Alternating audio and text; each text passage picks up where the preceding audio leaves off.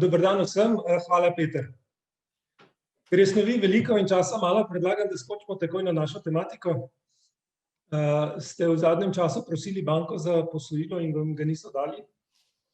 Predlagam, da tega ne jemljete preveč resno, nič ni narobe z vami. Banke so od predhodne recesije leta 2008 pod mnogo strožjim nadzorom in zaostreno regulativo. In kot lahko vidite na grafu, po podatkih Banke Slovenije so domače banke v zadnjih 10 letih zmanjšale skupni obseg poslovanja, oziroma skupni obseg posojil, ki jih dajo podjetjem, približno na polovico. Vsekakor pa predlagam, da svojega bankirja vprašate, zakaj vam je banka zavrnila posojilo, namreč morda boste prepoznali priložnost za odpravo težav in razgovore z banko lahko nadaljujete. Vendar ne obupajte, na trgu obstajajo tudi drugi pomembni viri financiranja. Danes bi vam povzel, kakšne alternative imate. Poleg različnih vrst dolžniških virov financiranja predlagam, da razmislite tudi o pridobitvi kapitalskih virov, o iskanju javnih sredstev, o sproščanju notranjih rezerv družbe in tudi o raznih novodobnih alternativ. Ali slučajno deliš prezentacijo? Je ne vidimo še. Ja, jo delim. Aha, pa mogoče še enkrat, če preverimo sam share screen. Samo malo, bom jaz tudi preveril.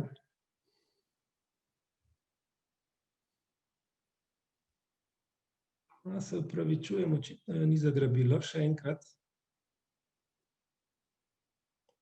Jo zdaj vidite? Odlično, super, hvala lepa.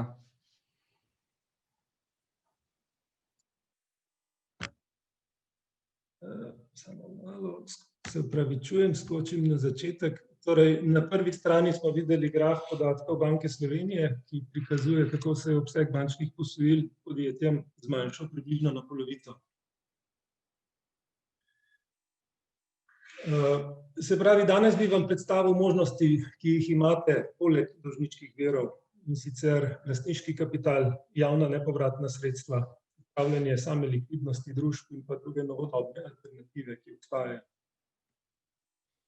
Med nebančnimi posojilodajalci bi izpostavil 8 možnosti, pa bi začel z najenostavnejšimi.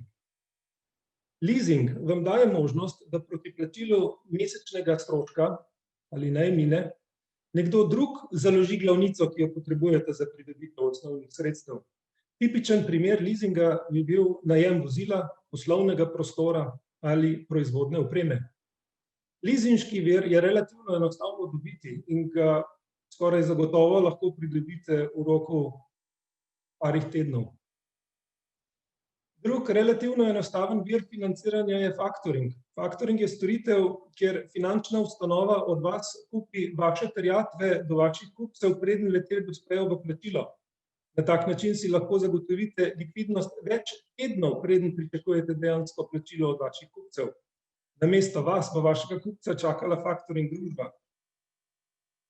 Tak vir financiranja je pravzaprav najhitrejši, saj je dosegljiv celo v le nekaj urah ali pa največ parih dneh. Hitro lahko pridete do denarja tudi na sivem trgu, vendar nisem prepričan, da bi vam to priporočal, saj je tak vir ponavadi precej drag. Predvsem pa zaradi neusmiljenja takih posojilodajalcev je tak vir za vas lahko tudi precej tvegan.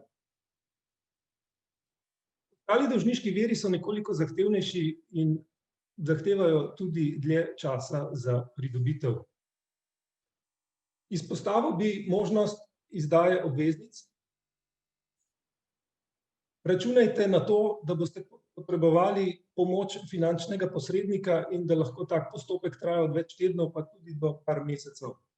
Vlagatelji bodo podobno kot banke pričakovali določeno kapitalsko moč vašega podjetja in tudi stvarna zavarovanja.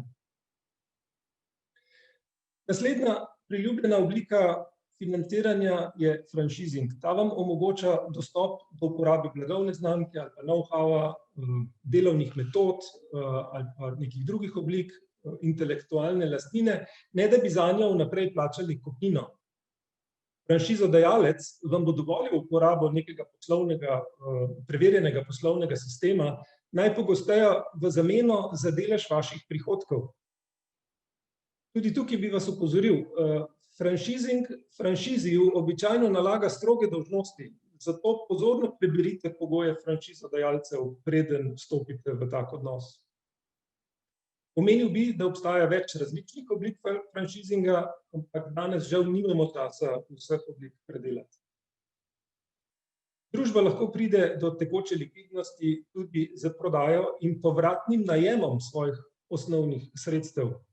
Najpogosteje gre za prodajo lastne nepremičnine, ki podjetju predstavlja nelikvidno premoženje. Prodajo le-tega prodajalec dobi znatno kupnino takoj in ga nadomesti s plačevanjem manj obremenjujoče mesečne najemnine kasneje.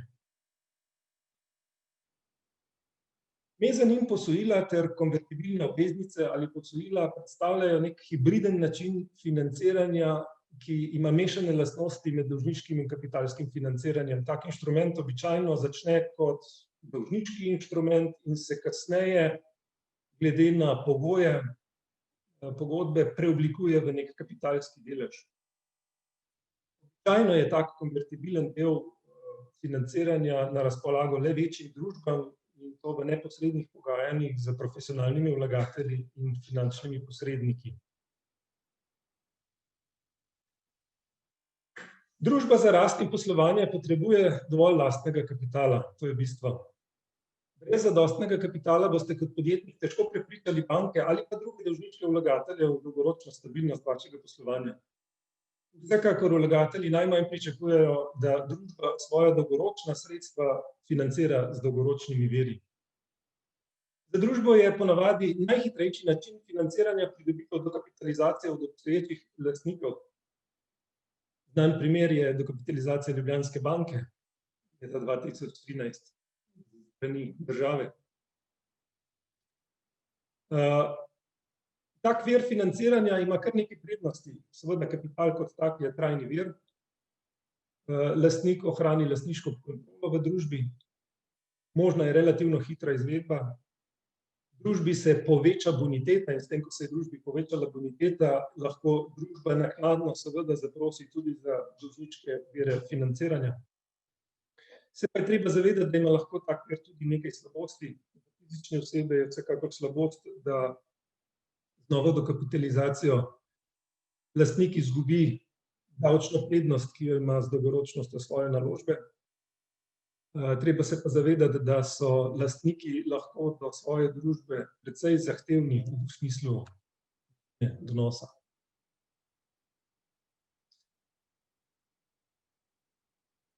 Glavna omejitev je morda to, da lastniki včasih nimajo kje vzeti.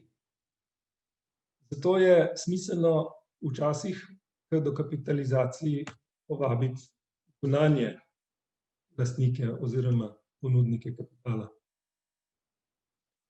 Mladi podjetniki v prvi fazi razvoja nove ideje pogosto prosijo za začetni kapital od družine, prijateljev ali pa navdušenih znancev. Dokler podjetnik potrebuje relativno malo denarja, to deluje. Za večje zneske kapitala mora podjetnik prepričati neodvisne vlagatelje o tem, da bo njegova ideja na trgu dobro sprejeta in da bo potencialno ustvarila velik dobiček. V zameno za kapital se bo podjetnik moral seveda odpovedati nečemu in ponavadi je to lastniški delež v družbi.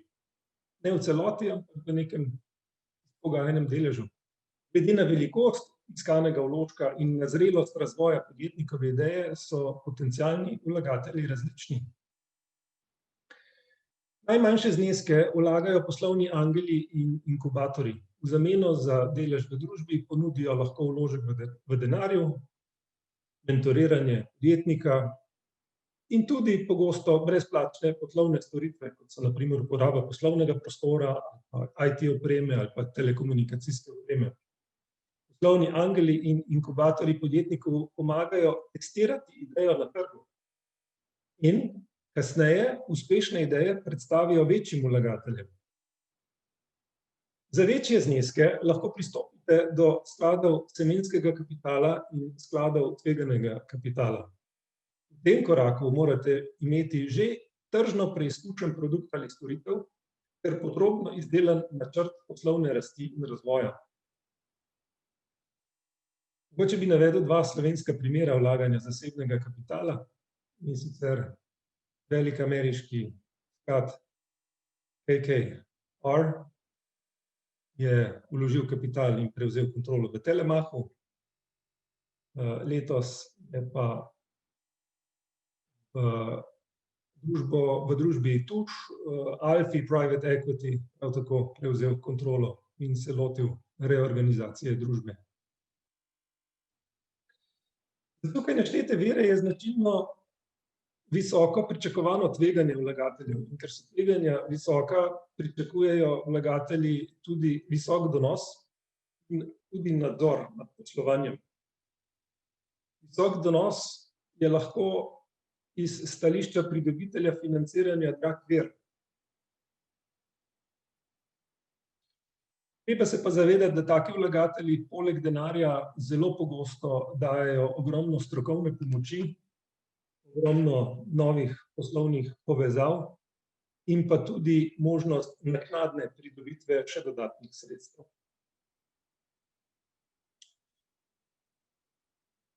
Večje družbe z izdelanim in dokazanim poslovnim modelom običajno iščejo kapital tudi pri strateških partnerjih. Ker imamo danes relativno omejen čas, je težko vse podrobnosti razložiti, ampak na hitro bi naštel, da je možno kapital dobiti tudi z javno ponudbo delnic. Možno je tudi z pripojitvijo večjemu strateškemu partnerju. Na tak način lahko pridobite resnično visoke zneske denarja za razvoj vaše ideje. Prav tako družbenik lahko svojo idejo ali podjetje proda večjemu sistemu, ki ima kapitalsko moč za globalno širitev. Običajno tak kupec podjetniku nudi tudi dobro plačano mednarodno službo.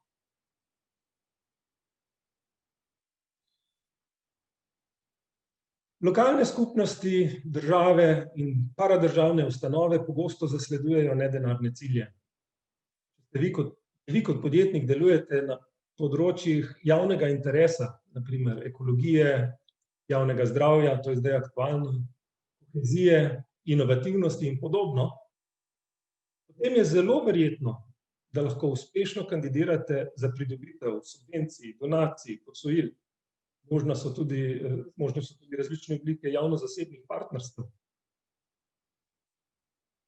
V slovenskem prostoru bi vam predlagal, da stopite v stik z tipičnimi ponudniki, kot so regionalni razvojni skladi, Slovenski podjetniški sklad, SID banka, Ekosklad in pa raznovrstne neprofitne ali pa humanitarne organizacije.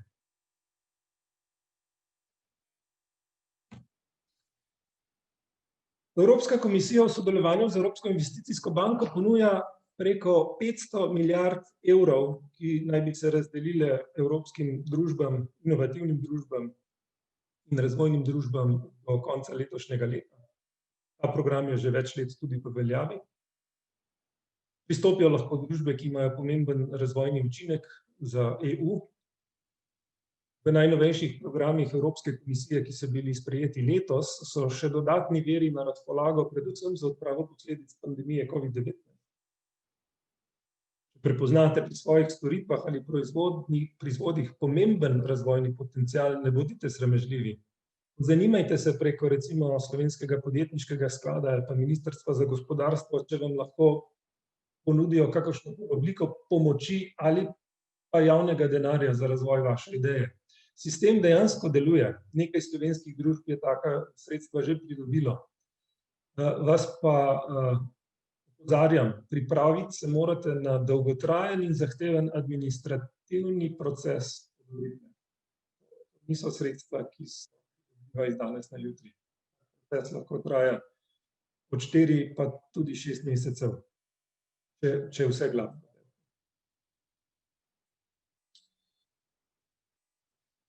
En običajen vir, mnogokrat spregledan, je FURS. Ne pozabite na FURS. Pri njih lahko zaprosite za različne odloge plačil celo do 24 mesecev ali pa za znižanje raznih akontacij davka, ki ga plačujete. Ta vir financiranja sicer ni ogromen, lahko pa zagotovi kar nekaj tekočega denarja za likvidnost. Predvsem bi poudaril, da je tak vir precej ugoden. Obrestna mera znaša vsega 2% letno.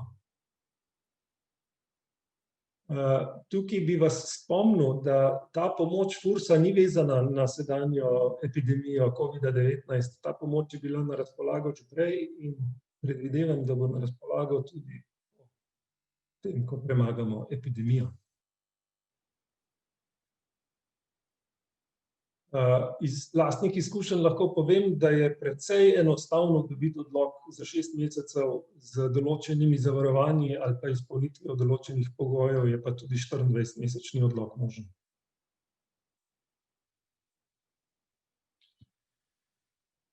Podjetja včasih spregledajo tudi notranje vire likvidnosti.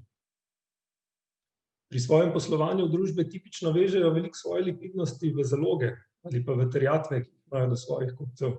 Preverite, če lahko poslujete z nižjimi zalogami. Ali preverite, če so vaši kupci pripravljeni prej plačati vaše terjatve do njih. Prav tako preverite, če lahko prihranite likvidnost z odlogom plačil svojim dobaviteljem. Tukaj je včasih možno marsikaj doseči, še posebej, če imate veliko pogajalsko moč v odnosu dobavitelja.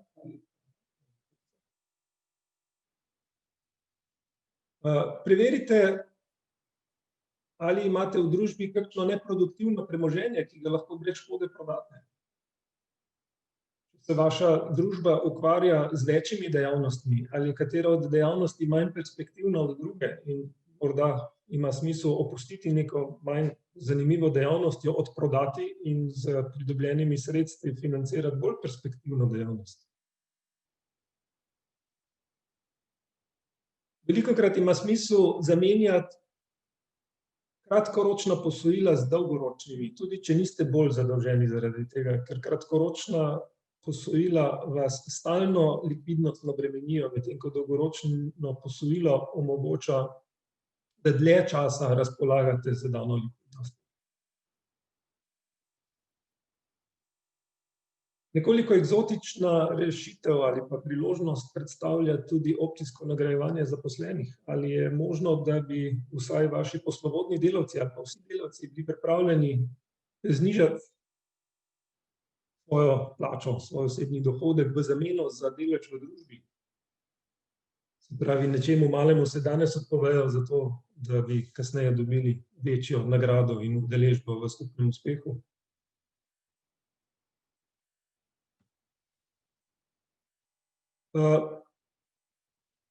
Obstajajo tudi drugi alternativni viri likvidnosti.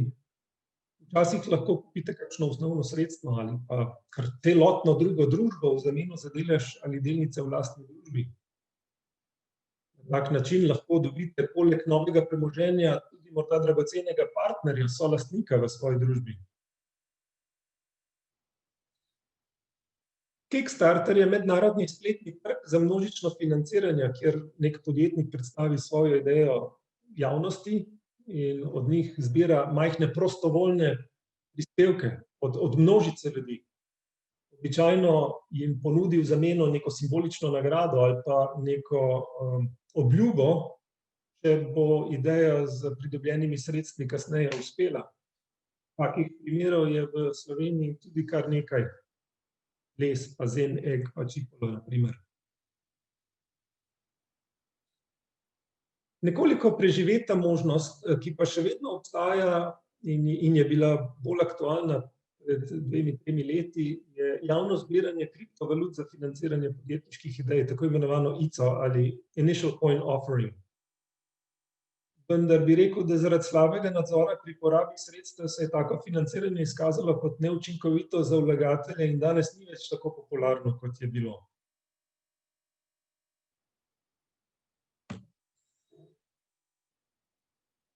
Kot podjetnik morate presojati, kateri vir financiranja boste iskali. In pri tem morate upoštevati kar nekaj kriterijev.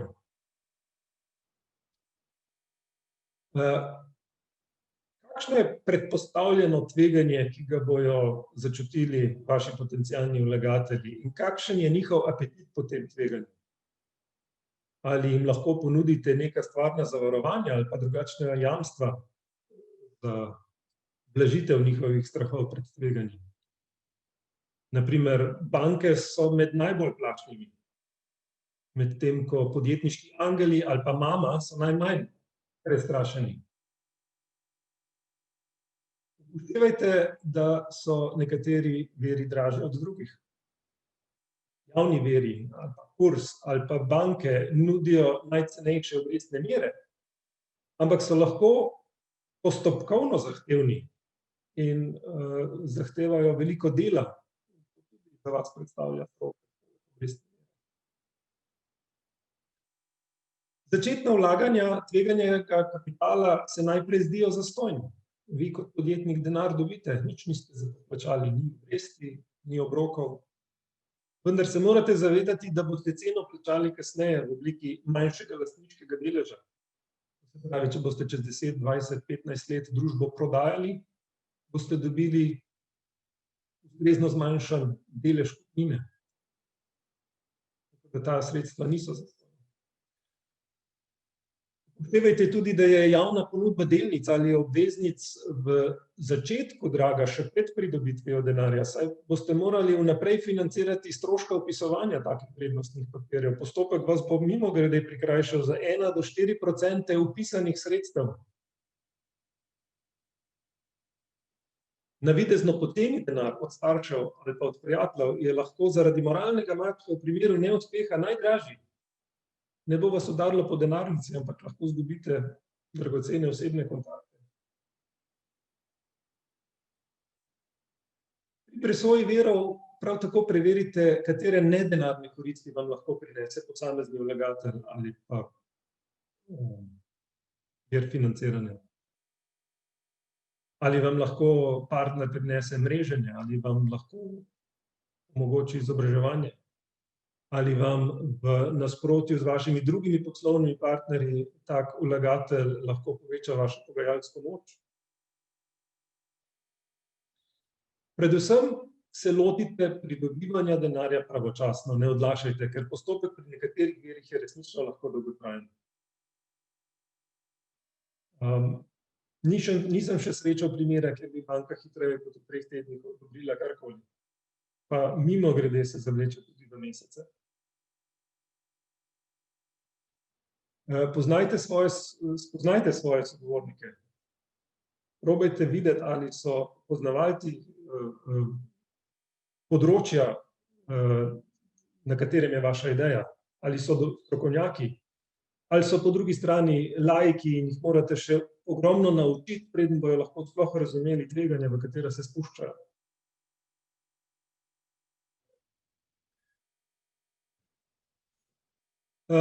Hvala, da ste si vzeli čas za moje predavanje.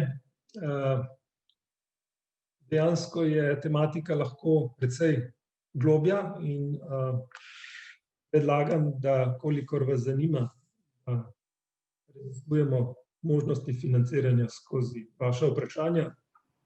Nekatere rešitve, ki sem jih podal, so primerne za male družbe, tukaj za velike družbe, tretje celo za posameznike, ki šele razvijajo idejo. Hvala.